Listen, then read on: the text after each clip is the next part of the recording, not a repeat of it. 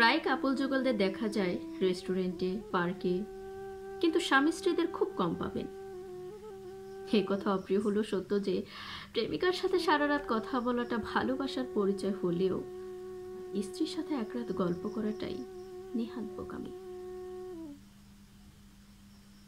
প্রেমিকার লাল গোলাপ পছন্দ বলে সারা দুনিয়া এক করে লাল গোলাপ হাতে তুলে দিতে ব্যস্ত প্রেমিক, কিন্তু স্ত্রীর কোনো একদিন একটা লাল গোলাপের আবদারে তার আধিক্যতা মনে হয়।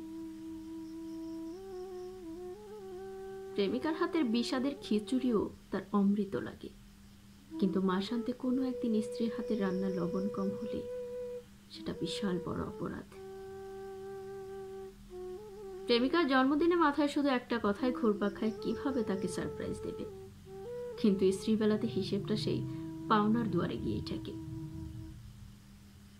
প্রেমিকার জন্য ৩২ মাইল দূর থেকে ৩০ টাকার ফুচকা কিনে আনাটাও কোনো ব্যাপার না, কিন্তু মাসে একটা দিন স্ত্রীর জন্য সময় বের করাটাও সময় অপচয় বলে মনে হয়। প্রেমিকার অসুস্থতায় 10 মিনিট পর পর খোঁজ নেওয়াটা কেয়ার হিসেবে গণ্য, কিন্তু স্ত্রী বেলাতে কোনো কেয়ার দরকার পড়ে না, বরং বিরক্ত বিরক্ত লাগে।